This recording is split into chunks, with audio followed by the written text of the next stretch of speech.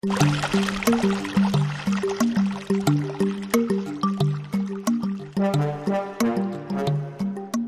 John Higley. I'm the founder and CEO of a company called EQO, or EQO. We're a biotechnology company. My background is largely in biopharmaceutical development, early stage cancer diagnostics, and we're basically leveraging that technology for the environment in a way that it hasn't been done in the past. So we work with invasive species, getting rid of invasive species and protecting the environment and mitigating their impact on infrastructure and ecologies. And we also work on protecting endangered species as well. So what do you do to protect them? So with endangered species, what we can do is currently the way that they monitor aquatic invasive species are real rudimentary. It's a lot of like electrofishing or guys and divers sorting through muck. It's not super this generation. So what we do is we utilize, we have a way of kind of fixing nucleic acid when we capture a biological sample. And that sounds complicated, but basically what it allows us to do is take a snapshot of exactly what's going on in the water at the time. What's alive, what's not alive, if they're experiencing stress, if they're about to spawn, basically figuring out the entire life cycle. And so we can do that with endangered species, and that helps us protect them and give regulatory compliance to our clients because they have to take baselines and things like that anytime they're building near the water. And for invasive species, it helps us do everything from catch them early, intervene early so we can actually get rid of it before there's infestation, mitigate infestations effectively so that we have a way of doing it properly and efficiently and cost effectively, and it's all on an automated system, an automated platform. Yeah. And then we're working on right now a solution to actually eradicate zebra and quagga mussels from the environment without harming anything else. It's a smart technology. It's a bioengineered protein that basically can only kill zebra quagga mussels. Everything else is just fish food. So that's what we're working on currently. That's funded by NSF and Bureau of Reclamation. Why are you focused on zebra mussels? It's kind of low-hanging fruit. That's kind of our target market species, our first entry into the market. They cause a huge amount of infrastructure damage and massive problems to ecologies and fisheries and shipping, and there's so many big impacts they have to the economy that it makes it to where we can do something really great for the environment. That's also something that can make us an effective company to be able to scale and make a lot of money. So it's a great kind of low-hanging fruit to get into the market early. If I remember reading right, Austin had a big zebra mussel infestation. Is that correct? Yes, they still do. Lake Travis and Lake Austin are both highly infested with zebra and quagga or zebra mussels only. We don't have quagga mussels here yet. Great. And that was also kind of what led to our first big toxic algae bloom last summer, and that's likely to happen again this summer. Zebra mussels are not just an issue with water sustainability and infrastructure, and not just an issue with fisheries. They also impact public health. They greatly increase the risk of toxic algae blooms because they go out and eat all the good algae, all the good little microorganisms in the water, and they spit the toxic algae right back out. So it creates a perfect little niche environment for those guys to grow out of control. And by treating that, we can also impact public health in a positive way. How does the city currently identify that an outbreak like this is about to happen? Well, they were a little late to the party, obviously, because the infestation is quite out of control.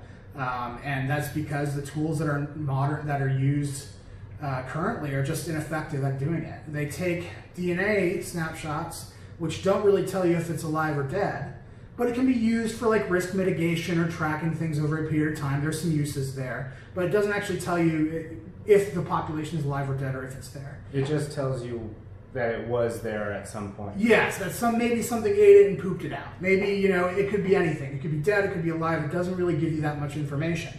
So what we can do and then so they have that technology, but they also have, mostly it's people out on boats with nets and then looking at it underneath the microscope. So they're just looking for the babies, the larvae, right? And, or else we call them the villagers, but that's just a technical term. They're just looking for the babies. And to me, that means it's already spreading. If they're making babies, that's like my old work in cancer research, that's like detecting a cancer after it's already metastatic. That's a terminal patient. So we come in a lot earlier so we can detect it. We have effectively detected and saved the lake in Texas using our technology because we can tell as soon as the population is alive and to what extent it is metabolizing, so what the population is doing. So we can Identify that, pinpoint it, tell them what to do. Hey, this is something you can solve with tarping. Just go put down a big tarp and lower the dissolved oxygen content, and it'll die off. And we were effectively able to do that already.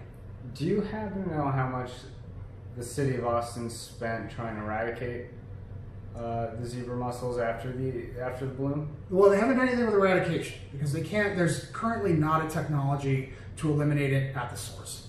What they're working on is mitigation. So it's once it's already in the intake, what do you do to keep your pipes clean to be able to deliver fresh water sustainably? So what they're doing is they're pumping a bunch of chemicals that they then have to remove down the line. And it's currently costing, City of Austin is that just did a $5 million contract with their civil engineer just for 3 intakes. What do you mean? How many intakes are there? There's 5 in Austin that the city or the kind of area that this area utilizes. Some of the surrounding suburbs also utilize various intakes off of Lake Travis. I don't have the total number of intakes on Lake Travis, but it's quite a few, and they all have to have separate methodologies of taking care of it. Do they have to pay that month or yearly? $5 million? $5 million for City of Austin, I believe, is over 3 years. Cedar Park is paying around that amount too. Georgetown's in that neighborhood. Pflugerville's paying a bunch of money as well. Leander, all the surrounding cities have these kind of issues. So if the city had implemented EQO's technology, how much does that cost, and how much would that have been able to save the city any money? Yeah, absolutely. So one, we can save the city money now because we can go in and say you don't have to use as much chemical, and we can be able to basically make their current mitigation strategy a lot more efficient and a lot more effective, and provide a quality control aspect that they don't currently have in place. We can help with that right now. Had they contracted with us previously, we would have been able to find it earlier, found out where the hotspot is, and had a early intervention treatment, and it would have saved the city. What we charge is a service contract. And for what's each that? automated sampler, we charge $36,000 for an annual subscription for our services. And how many would you have needed? For Lake Travis, you'd say about 5. Okay. And so an annual contract of maybe around $150K. Yeah, 150. Okay. And that could have saved them $5 million every 3 years.